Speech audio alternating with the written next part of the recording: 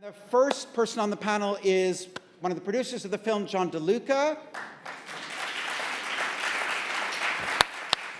James Corden, who plays the baker. Emily Blunt, the baker's wife. Rob Marshall, the director.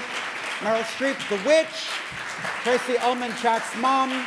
And Marc, Platt, producer.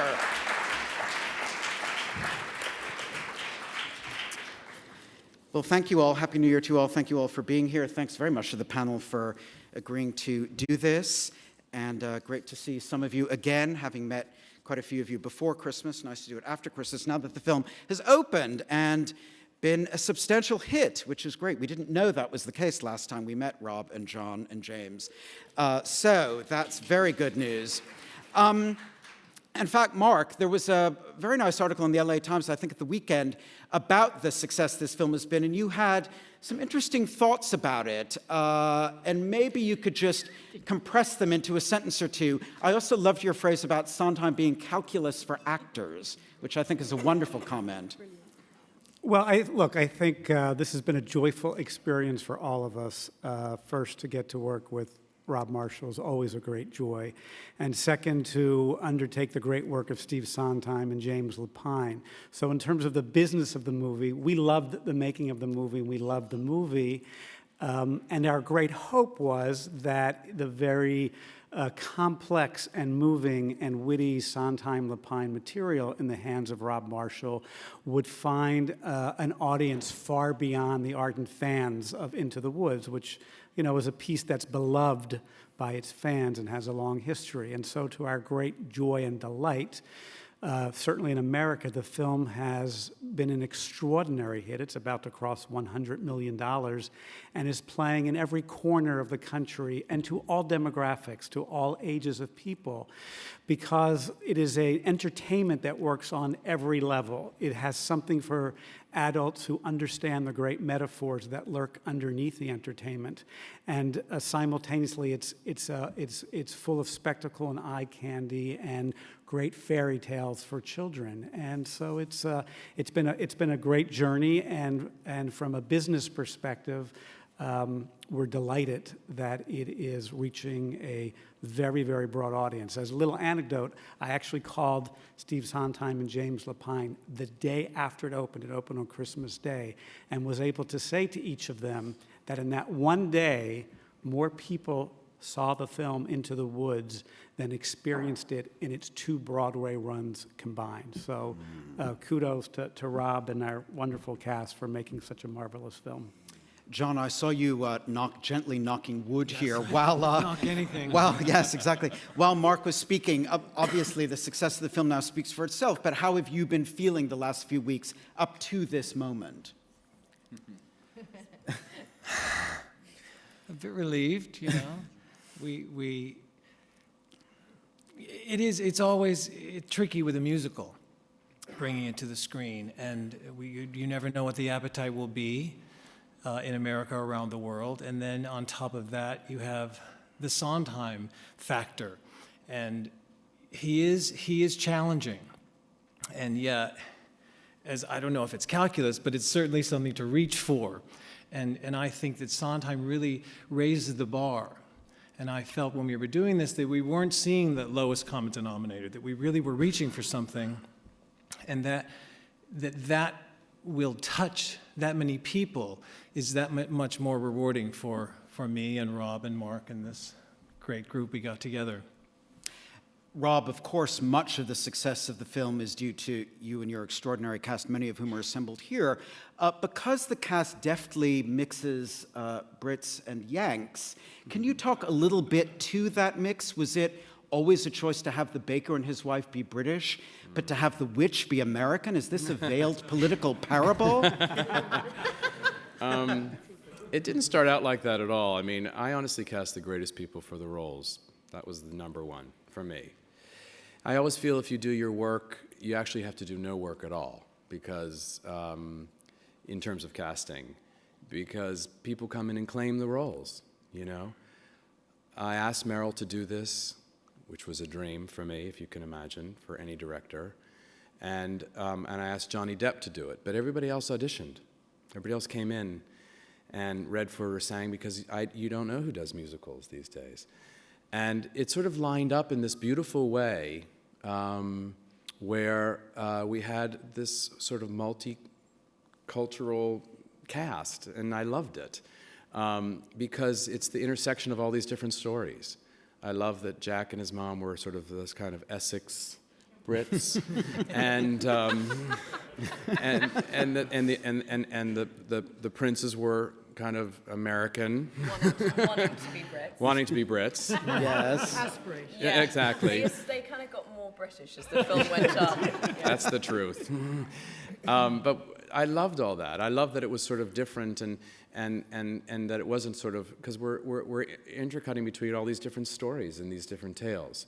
You know, I ended up with the most extraordinary cast, I have to say. I mean, everybody sitting at this table is a dream for me to work with. I mean, James is extraordinary. I mean, the range of this man is unbelievable. The fact that he has an incredible comedic sensibility and physical comedy, but he's so deep and so vulnerable and so amazing as the baker. Emily came in and walked in and said, "This role is mine. I've never seen anything like it." Well, I didn't say that. But she did in her work. She came in and sang Moments in the Woods, her big song, and it was a full performance, and claimed the role. I mean, the warmth, the joy, the depth that she brings to the role, the humor is extraordinary. I don't know anyone else who could do that. And, you know, and Tracey came and said, "This is my role too." She brings. I will work with animals and children. And I'm great with the cow. I mean, it really was a cow wrangler. Absolutely. But Tracey's a great actor, and that's something that was so thrilling to show everybody, and a wonderful singer, and has such a heart. And there's no one like Meryl. There's no one like Meryl, for me. Someone who can bring that kind of depth to the role, that humor to the role, the vulnerability to the role. I mean, when I watch her performance, every time I've seen this film, and I've seen it zillions of times, it's like I'm seeing it for the first time when I watch Meryl. What she brings to this is extraordinary. And so I have this amazing cast, and it happened organically, and ultimately just the best people for the roles. That's what it was. Mm. Well, the great thing about the Woods is that they transcend nationality, which is fantastic. There's room for everyone in the Woods. But I think one of the great things about film versions of stage shows is this sense of discovery that, oh my God, so-and-so that you didn't think has a singing voice actually does. I am actually a New York theater boy by origin, and I've actually seen Meryl singing on stage. But Emily, I didn't know that you did sing. Have you just been hiding your light under a bushel all these years? I always enjoyed singing at school and singing school concerts and plays and stuff. And I actually did sing a little song in this film I did called Gideon's Daughter. But that was also a sort of knee-knocking experience. I've always found it very nerve-wracking to sing in front of people. But in this case, it was really hard to say no, because I wanted to work with Meryl again. I loved Rob, and we'd met, but we'd never worked together. And the part was so extraordinary, so it was a very hard thing to resist. So I had lots of singing lessons. Did you know the show, Emily? Had you seen the Donmar production? I'm embarrassed to say that I had not seen the show, or I'd heard of it a little bit, but I'd never seen it. I don't think it's done as much in the UK. In every American school or college, it seems to be performed a lot. And sadly, they usually do the first act, and then when everyone gets there happily ever after, and they sort of miss the point. Yeah, so I was surprised that my husband, who does not like musicals, knew of Into the Woods, and even sang Into the Woods when I was like going for my audition. You know, this is a man who never watches them. So I think this is evidence that this musical means a lot to Americans, especially. Because James, a perhaps little-known fact about you, but we've talked about this, is that you were in a musical when you were a teenager on the West End, Martin Guerre. Yeah. And so and there was talk of you doing a Forum in New York this coming spring. So presumably musicals are pretty near and dear to your heart. Yeah, I love them. I always have. All I ever really wanted to do was, growing up, was be in a musical in the West End. That's all I ever wanted, and I was lucky enough when I was 17 to do a show called Martin Guerre, which was, I think I can safely say, a disaster, right? It was. I think, it was. Yeah. But and I was, I was 17, and you know, however large my ego now, at 17 it was off the scale, and I just sort of imagined that when I turned up, I know, right?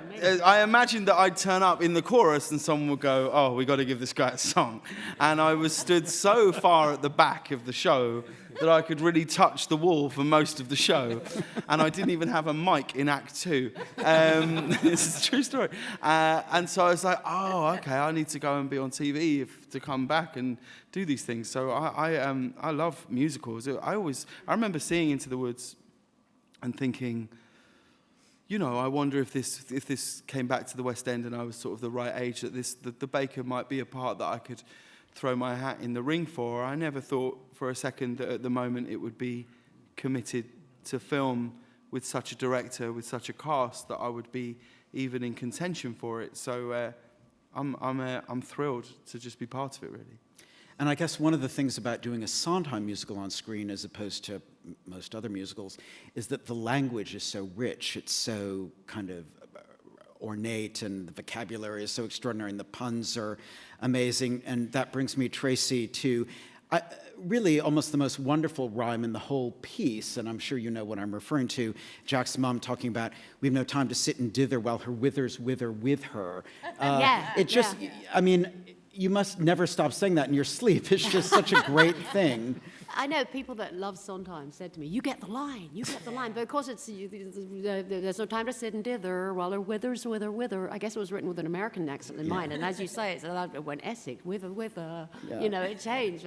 But it is the complexity of it. And you say, what do you say? It's like calculus. But yeah, and it's like doing Shakespeare. But to go and just the bits that I get to do, I made sure I went to David Crane, took me into his apartment, who was one of our arrangers, and helped me, you know, practice, and just how it was an extension, and just the small bits I had. But I just was determined to be a part of it. My son was Jack in a middle school production when he was about 12 and in America, and I just used to watch it every night, dutifully, of course, because, you know, he's my kid and he's a genius. I watched it every night for 10 nights, and I just loved it. It was just, I didn't come out humming a song, you know. It was, but it's, I'm biased, of course, Emily, but, and I just was always determined to be a part of it. And I skipped up Madison Avenue one morning, and I auditioned for John DeLuca and Rob, and it was just been the most a fabulous experience. And being here in England and filming it, and in places that I played in the woods when I was a kid, and the village of Hambledon, and that barn that I'm in, you know, I remember that as a child. And there's nothing like the English countryside, and you could see the moisture on screen, can't you? It's, and the woods that we built in Shepperton Studios. I remember going in that first morning, and they are incredible design, with the trees and the moss and the Chris Pine galloping past on a horse. And then little robins were living in the trees. It's like, you can't stay there for the next few weeks. You'll have to leave. And you created this magical world for us. And it was just brilliant. I'll never forget. To think that that's not there anymore just breaks my heart. But, you know, you can see it. And Meryl, I think I speak for all of us here when I say that there seems increasingly to be no limit to your talents. But V's, you're playing the witch. I did think it was extraordinary when Stephen Sondheim pointed out, and I thought, this is so obvious, but only he would point it out, that it was a date with destiny that you play the witch, because your surname is an anagram of the original actress who played the witch on Broadway, the great Bernadette Peters, and yes. Peters and Streep are anagrams of one another. And I just thought, had you ever figured that out? No, but I would like to point out that when Bernadette played it, she was 28, and I'm much closer to 68. So it's a sign of a great part that that it can morph and fit the sensibility of anybody, you know, any age, and sort of that's the movies, just for any age. And every age. But how did it actually come about that you landed this role? Did Stephen Sondheim court you to do it? I have no idea. Rob I remember meeting you outside the Kennedy Center Honors, where Mike Nichols was, I believe, honored. And we were coming out of the hotel, and you said to me, this was years ago, you said, "I have something for you." And I didn't know what. And, and then I thought, oh, that'll never happen. But it did. It's just perseverance, and sort of, it took a long time, right? You can talk about that. It took time because, musicals are still a risk. And Sondheim musicals, few and far between. And so, I mean, luckily with John and with Marc, the three of us were determined to get it on. And we brought it to Disney. We were excited that they were interested in redefining what a modern fairy tale could be for their company. We weren't sure if that was the case, would be the case, and it was, which was thrilling. And, but we had to make it for a price. And everyone on this table, cut their price to make it happen. I think we all were aware how special it was, how important it was to be able to do. And so we did it quickly, actually. Shot it in 55 days, this kind of film. It's very quick. And the only way we were able to do that was because we had rehearsal and were really prepared, ultra prepared. So when we got there on the day, we weren't looking at each other saying, what are we doing? We got there and said, let's start to shoot. And that's this cast, this extraordinary cast, being able to pull that together and do that. And there was a sense of company, a sense of something that we were doing something special. We all wanted to be there, that's for sure. We were all happy to be there and excited to be there. And it's also a director that was there and prepped beyond, who has the musicality of no one I know in this in our sphere, and the amount of preparation is also what got us there, and his trust and in everyone sitting here, and so that everyone was able to do their best work, really. Meryl, did you go to Stephen Sondheim's Brownstone in Turtle Bay and sort of sit by him at the piano and go through the score? No, I was summoned to his townhouse with Rob. He let us know that he'd written a new song, or maybe it was your idea to do it. I don't know. Yeah, and but he'd written a new song for me that isn't in the movie, but is on the DVD. And I was very excited to hear that this had been written, and I thought that they'd send me the music or a recording of it or something, but he wanted to play it for me and sing it for me himself. It sounds like this, So it wasn't a lot of help for how to interpret it, but he did give me the feeling of what he wanted to convey, and it was a great afternoon I really didn't know him at all, and I was really excited to be there, and he sang this thing, and at the end, I said, "So, can you give me the sheet music?" And he said, "Of course." And I said, "Well, would you autograph it? Do you mind?" And he goes, "Not at all." And he wrote, "Don't fuck it up, Steve." That's great. Nice. Let's open it to the audience. That gentleman there. Yes. Yes, go ahead. Hi there. I took my boys 10 and 7 to see it on Monday, and I really enjoyed it. But I have a question from my 7-year-old, which I guess is to you, Rob, but if everybody wants to involve.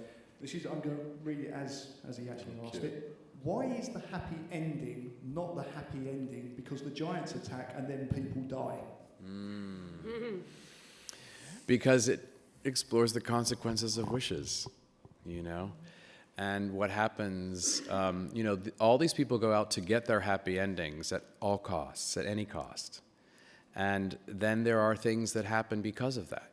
Jack does get his gold, and he and his mother can eat, but he's killed the giant in the process, so that the lady giant comes down to seek revenge. And there's that amazing song, Your Fault, which is extraordinary when you hear it, because it's the whole film up to that point. And the truth is, it's like a full circle, because it keeps pointing at whose fault it was. I mean, for instance, the giant's wife would not have come down if there wasn't a second beanstalk, and that wouldn't have happened if the baker's wife hadn't taken that bean, and then if Cinderella hadn't thrown that bean and it got planted, and all that. I mean, what it says is that it's all gray. There's no black or white. And that's what the film says. It's, you know, it's, you when in the beautiful song, No One Is Alone, the baker and Cinderella say to the children, you decide what's right, you decide what's good.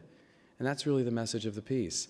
And so that's what happens. And it's sort of, and what's beautiful about the piece is that it explores what happens after Happily Ever After and reveals that it becomes more like real life, you know? And things don't exactly happen the way you expect them to happen. And sometimes you lose people too early, halfway through the wood. And how do you move forward? And that's the message of the piece, that you move forward together. It's a Disney message, because the film that marked my life as a 7-year-old was Bambi. And the mother dies, like in the first 5 minutes. That's an unhappy beginning.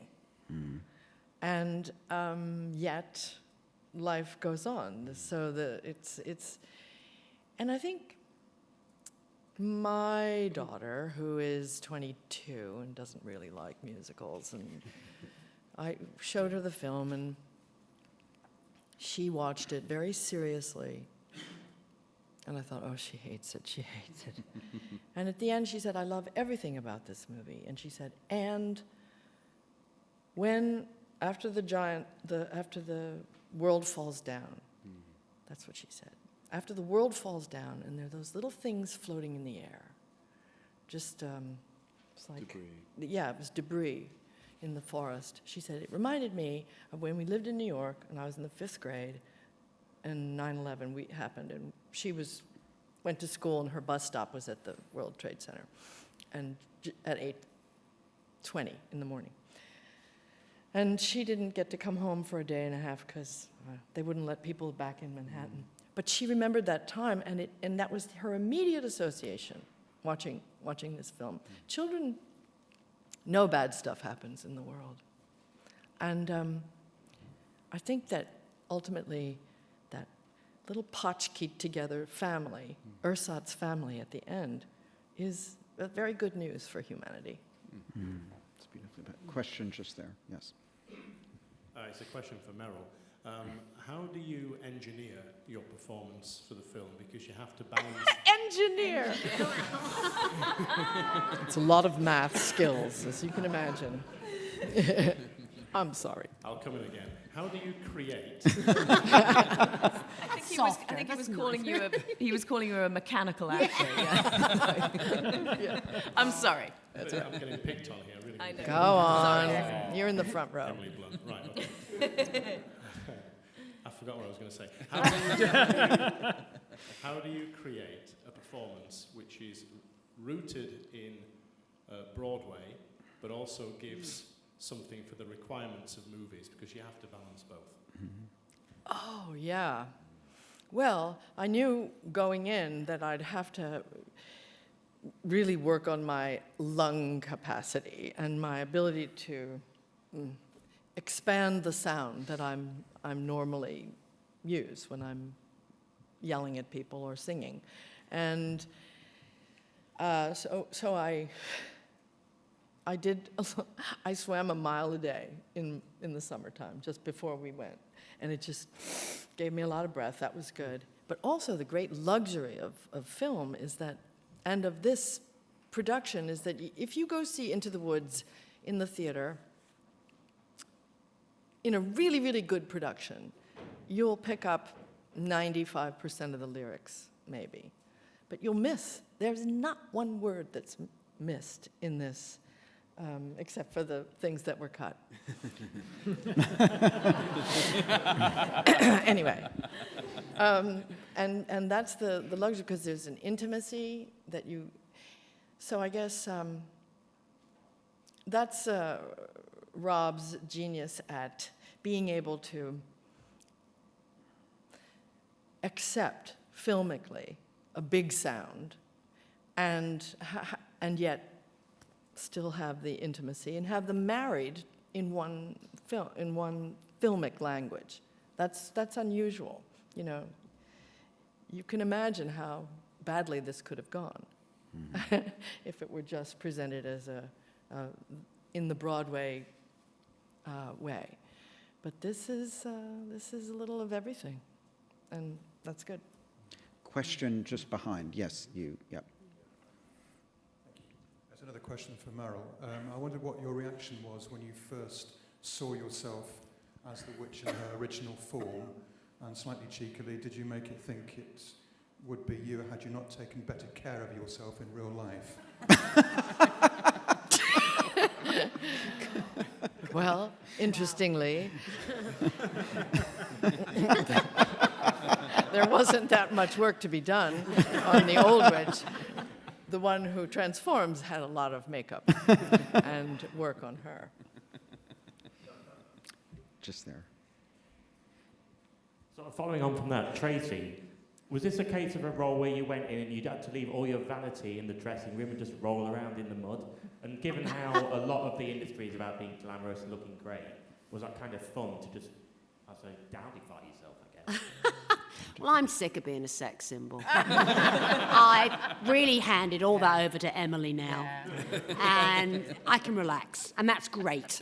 I mean, I've never been, in the beauty business. I've always so disguised. I mean, just for me to go in and just wear a simple wig and, I was ready that I just roll around with the cow a bit, brush a bit of poo off my shoulder, and she's camera ready.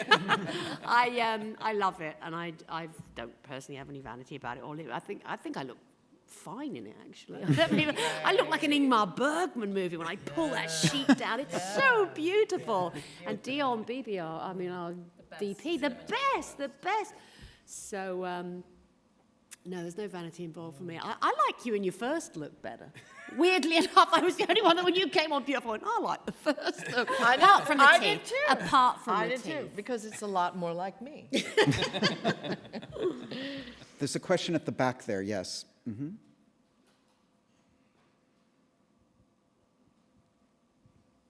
Hi, Meryl. In an interview with Vogue, you said when you turned 40, the first 3 parts you got were all witches, and Yeah. you thought that your career was over. So why this witch now?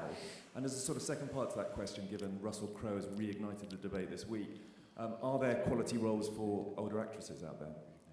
Yeah, the Russell Crowe thing, I'm so glad you asked about, because it's, I read what he said, all of what he said, and he was really, it's been misappropriated what he was talking about. He was talking about himself. The journalist asked him, why don't you do another Gladiator? Everybody loved that.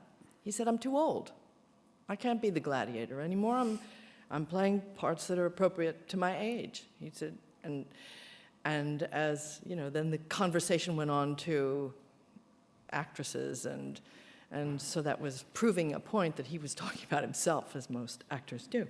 And so that aside, I agree with him that we, it's good to live in the place where you are.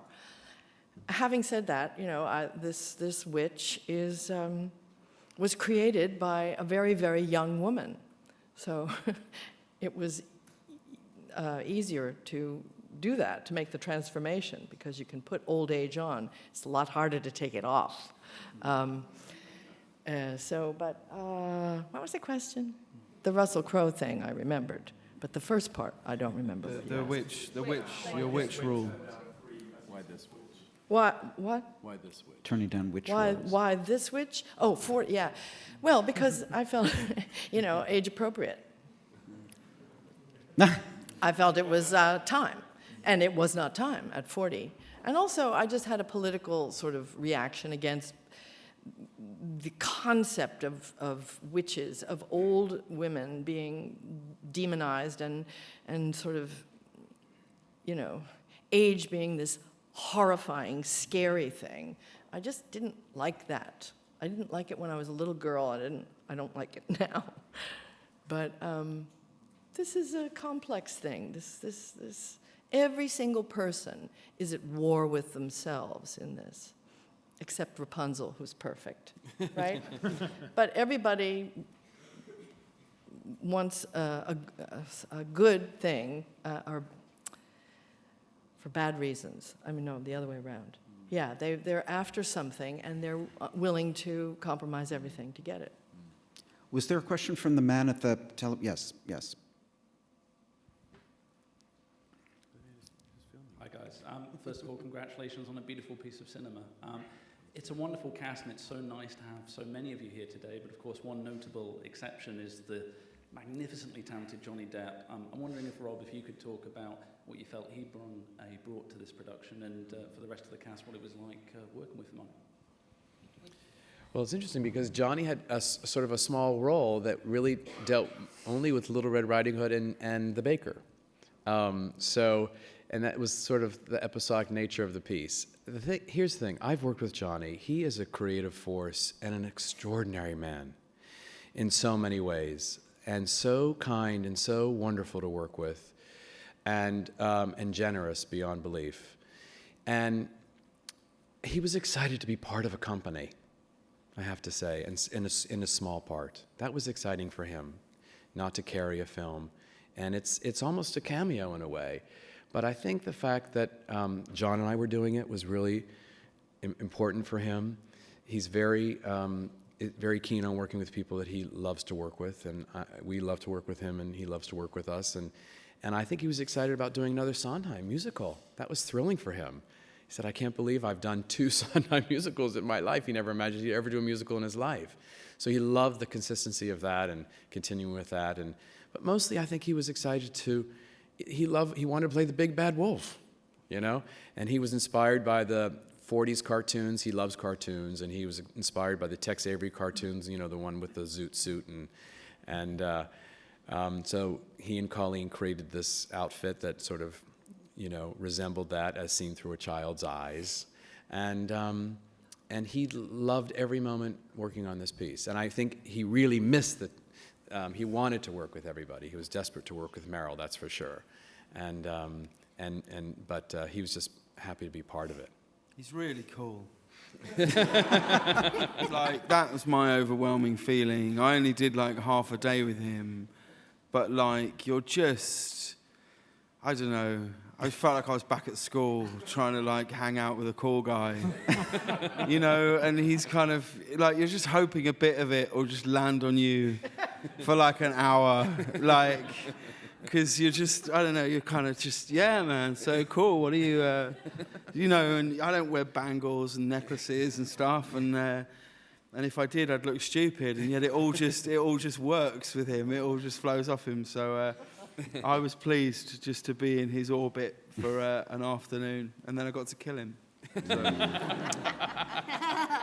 I'm very sorry to report that all good things must come to an end, and I've had a signal that this half hour, which seems like it just started 3 seconds ago, has now come to a close, which is a shame, but always good to leave your audience wanting more. So thank you all very much for coming, and many thanks to my distinguished panel for being here. Thank you. Thank you.